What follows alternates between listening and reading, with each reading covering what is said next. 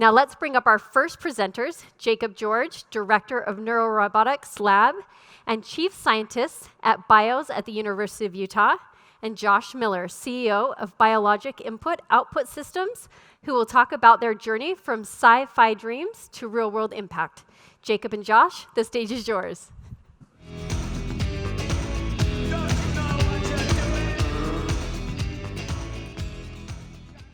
Well, hello, everyone. My name is Jacob George, and I'm an assistant professor at the University of Utah and director of the Utah Neurorobotics Lab. And I'm Josh Miller. I'm the CEO of Biologic Input-Output Systems, or BIOS. And today we're really excited to share with you about how the University of Utah and BIOS are working together to turn science fiction ideas into real-world healthcare solutions.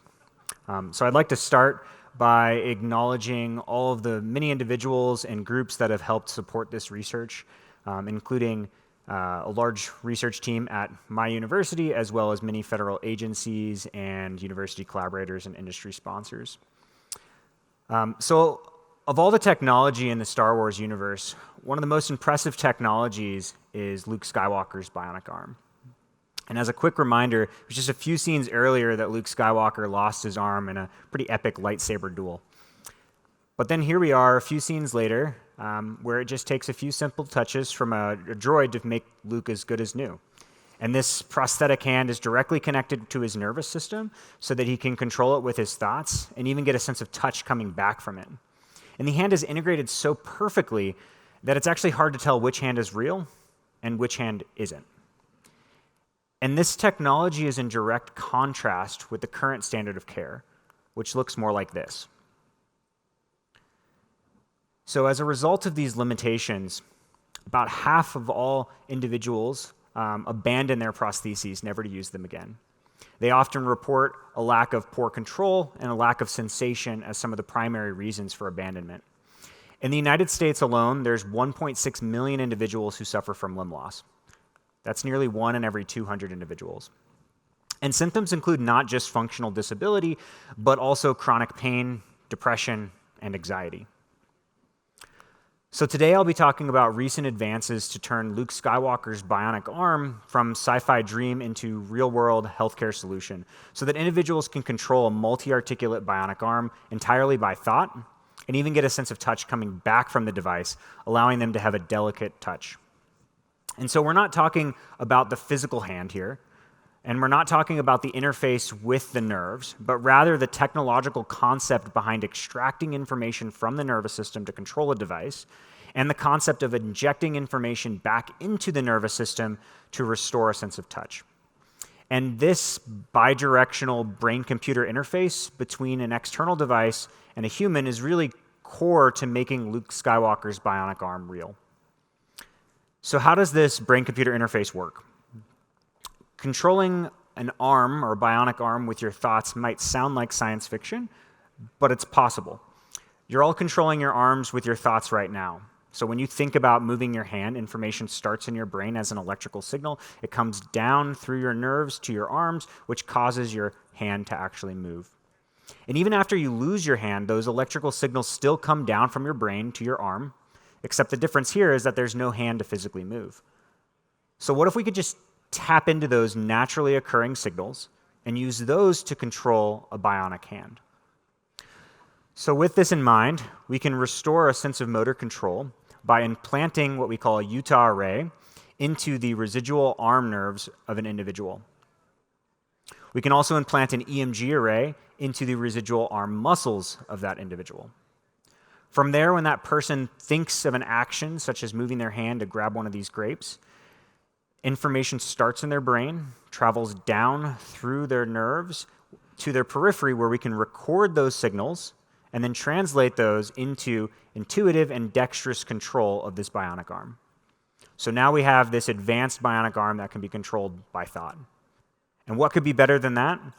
Well, what if I told you that those same devices could be used to restore a natural feeling of touch to an individual?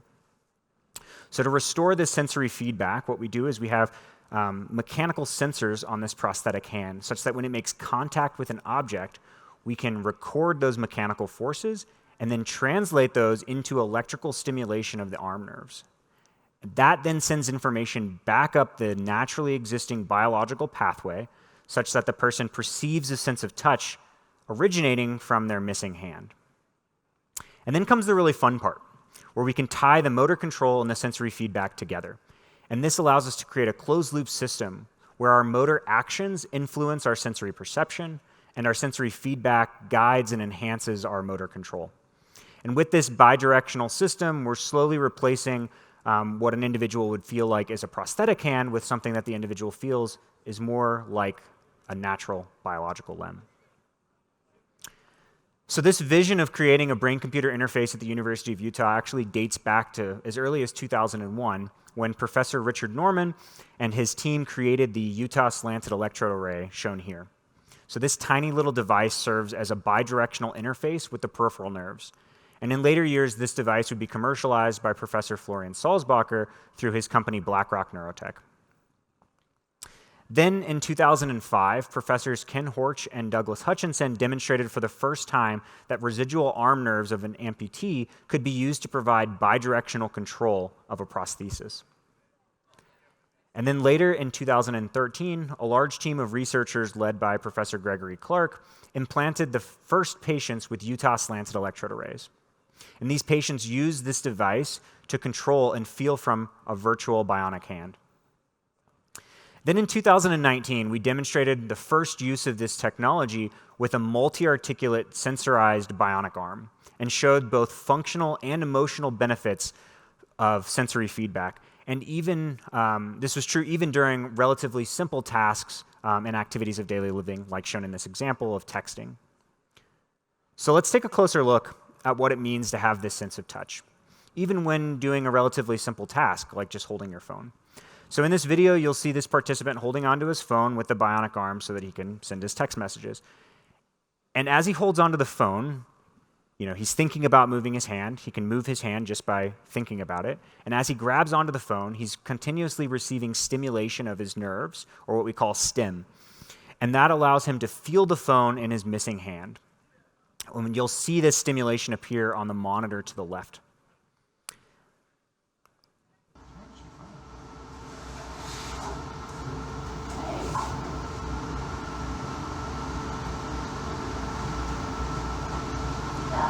It's a real-life task that you have to have able to do. Hold that. So he holds the phone, he sends his text message, right? But then he continues to hold on to the phone and something interesting happens. Is it not releasing? No, it's stemming. Oh. The which is nice, so I'm letting it stem.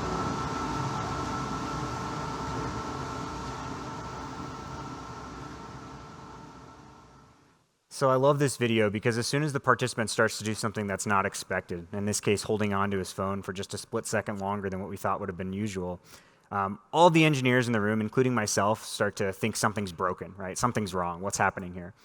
And it turns out that this individual just likes the sensation of being able to feel his phone in his hand again. And if feeling your phone can have that much impact and bring that much joy to an individual, just imagine the impact that could come from feeling the touch of a loved one. Pictured here is our participant's first opportunity to hold hands with his wife and feel her touch once again. And as this participant later described, soon it will be just like Luke Skywalker, and then everyone will want one. And that's exactly what we're working on next. And so with that, I'd like to turn it over the rest of the time to Josh Miller, CEO of BIOS, who's working to bring this technology to market. Thank you, Jake. If you can't tell, Jake's a genius. He could take over the world if he just got a haircut. But in any event, yeah, I'm the CEO of BIOS, Biologic Input-Output Systems. You may recognize the term BIOS from computing. It's a piece of software written in the 70s by IBM. It's the first piece of software that typically loads on any microprocessor on the planet, and it has one job. It's to connect. It connects your hard drive to your motherboard, to your keyboard, etc. And BIOS, we're the same thing. Our goal has always been, how do you get a natural, intuitive connection between technology and our bodies? And so our approach is unique, and we've made some great gains. As Jake mentioned, we tap directly into the peripheral nervous system with a 4mm array, the Utah slant array. We've been working on this project quietly for the last 3.5 years, but Jake mentioned that this research goes back a very long ways. I think the beginnings were even back in the 70s. And a lot of really smart people have dedicated their lives to making this come a reality. How do you get that link? That's the missing piece, the link between our brains and technology. And so what we do is we connect to the peripheral nerve and we send it to a device like this. We call this our controller. This is a prototype version. We've tested it clinically and it works. It's quite exciting. This was not possible 4 or 5 years ago. And there's a couple reasons for that. One, we needed certain advancements in material science. And most importantly, we needed advancements in artificial intelligence. And there's a reason for that, because we're talking to nerves at a cellular level. So we're not overstimulating the nerve, we're not flooding the nerve channel. We're speaking at a cellular level to each nerve cell. And we consider those nerve cells as channels, just in our own vernacular. And the question is how many of these channels can we run simultaneously? So each of these channels is the constant stream of information from your brain, and it maybe has one purpose. Maybe the purpose is simply to move your finger. And we sample that nerve at 30 kilohertz. So we get 30,000 messages from the brain every second per channel. And with the advancements in AI, our controller, we haven't found the upper limit yet, but we're able to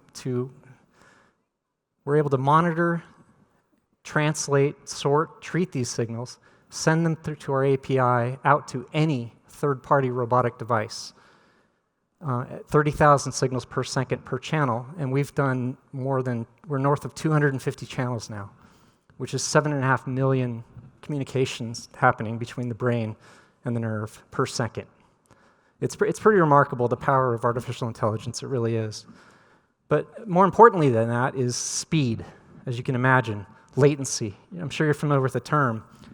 If we could do 7.5 million communications a second, it took us a week. That's not that impressive. The body has an average latency that we use as a benchmark, and that's the amount of time it takes for a signal to leave your brain and to arrive at your extremities. And it tends to be around 30 milliseconds. So that's 30 thousandths of a second. It's a very fast amount of time. If you're over that time, people they don't adopt the technology, they tend to abandon it. And so the goal is to be at 30 milliseconds or under. And there's a lot of data crunching that's taking place during that tiny window of time. And in our last clinical trial, we were all really excited to find that we were processing this fire hose of data. We were translating it into a digital signal. We were sending it out via our API to the robotic, a third-party robotic, and we were doing it in under 20 milliseconds. And so, think about the implications of that. We are transmitting the brain signals faster than the body can transmit it themselves. And so you can imagine what does that mean. So let's talk about the impact. Losing your hand is one of the most traumatic experiences you can have. You lose the ability to touch your loved ones, to feel your own face. You lose so much, and to be able to give that back. And what's remarkable about BIOS and the technology that Jake pioneered in a lot of ways is that we can restore not only movement, but we can restore sensation. So we can send back signals to the brain through the peripheral nerve system, so they're received in a natural and intuitive way. So what does this mean? Our last volunteer trial, we had a woman who was missing most of her right hand, about this low. So we installed our electrode and we connected to the software to a third-party robotic operating system, again, that we didn't alter in the slightest. She was able to manipulate a hand just by imagining manipulating her missing hand that had been gone for decades within minutes of turning on the system. It was remarkable. And at the end of the trial, she just kept staring at the empty space where her hand used to be. And she goes, I can feel something. I can feel something. It's like I can feel my hand. And that's the body incorporation that takes place. So what are the implications of this, though? The impact is it's big, and it impacts people's lives in a major way. We're working on upper arms right now. We'll pivot to lower limbs immediately after that. But look at what we're doing fundamentally and take a step back. We are digitizing the method by which our brains communicate with our body. And that's the way that we feel, it's the way that we touch, it's the way that we move. You know, our nervous system is the way that we see and hear. It's the way that we interact with the world. And we've built a device that digitizes that signal. And you can send it to anything. It doesn't have to be a robotic arm.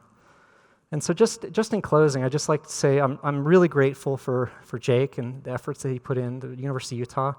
We're also partnered with the Mayo Clinic. It's been a great resource to us. But I'd just like to say that, you know, we consider ourselves part of the neurotech space or the BCI space. We're in the middle of clinical trials right now. We're hopeful that we can have a product on the market by late 2025. But having said that, I believe that we're at an inflection point as collectively as a society. Neurotech is going to become a major issue, and it's going to fundamentally change how we interact with the world, how we interact with technology, and it's going to happen soon. There's a lot of money and very smart people working on this issue all over the world. And I, for one, am really excited because this means the end of a large degree of suffering, injuries, diseases. Some of these things are going to go away. And it's all due to the work of people like Jake. So thank you. Thank you for your time.